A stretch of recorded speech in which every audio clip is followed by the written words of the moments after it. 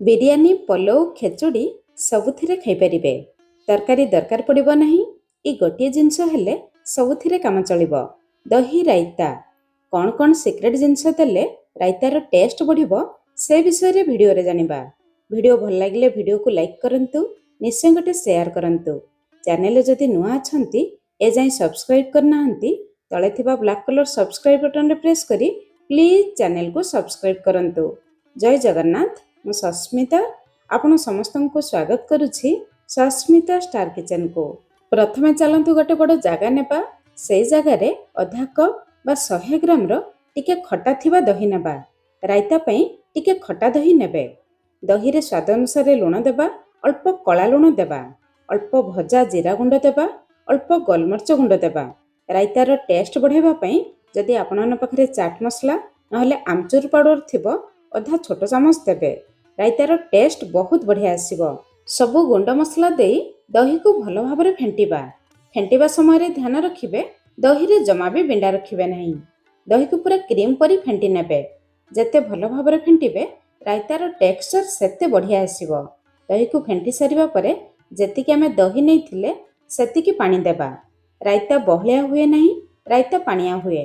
ତାପରେ ପାଣିକୁ ଦହି ସହିତ ଭଲ ଭାବରେ ଗୋଳେଇବା। ଗୋଳେଇ ସାରିବା ପରେ ଫାଇନାଲ କନସିଷ୍ଟେନ୍ସି ଦେଖନ୍ତୁ, ଏତିକି ପାଣି ଅଛି। ପରେ ଯଦି ଦରକାର ପଡ଼ିବ ଦେଖିକି ଆମେ ପାଣି ଦେବା। ଏବେ ରାଇତା ପାଇଁ ଆମେ କିଛି ଭେଜିଟେବୁଲ୍ସ ଦେବା। ଏଠି ମୁଁ ଅଳ୍ପ କାକୁଡ଼ି ନେଇଛି। ରାଇତାରେ ସବୁ ଭେଜିଟେବୁଲ୍ସ ଗୁଡ଼ିକୁ ପୁରା ଛୋଟ ଛୋଟ କରି କାଟିକି ଦେବେ, ନହେଲେ ଗ୍ରେଟ୍ କରିକି ଦେବେ, ନହେଲେ ଚପରରେ ଚପିଂ କରିକି ଦେବେ।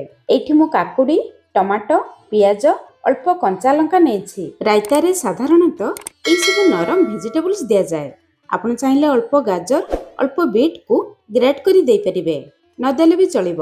ଆପଣମାନଙ୍କୁ ଯେଉଁ ଭେଜିଟେବୁଲ୍ସ ପସନ୍ଦ ଆପଣମାନେ ଦେଇପାରିବେ। ଏବେ ରାଇତାର ଟେଷ୍ଟ ବଢ଼ାଇବା ପାଇଁ ଦୁଇଟି ଖାସ୍ ଜିନିଷ ଦେବା।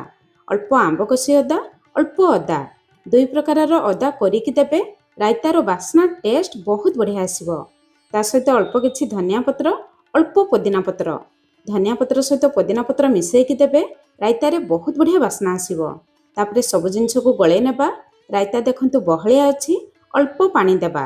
ଆପଣମାନେ ପାଣି ଦେଖିକି ଦେବେ। ଶେଷରେ ଲୁଣ ଚାଖିଦେବେ। ରାଇତାର ଫାଇନାଲ କନସିଷ୍ଟେନ୍ସି ଦେଖନ୍ତୁ, ଏମିତି ପାଣି ରଖିବେ।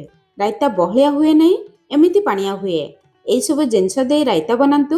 କେମିତି ଲାଗିଲା ନିହାତି ମୋତେ କମେଣ୍ଟସ୍ କରି ଜଣାଇବେ। ଆପଣଙ୍କ କମେଣ୍ଟସ୍ ଅପେକ୍ଷାରେ ଆଜି ପାଇଁ ରହିଲି। ପୁଣି ଦେଖା ହେବା ନୂଆ ରେସିପିରେ। ଧନ୍ୟବାଦ।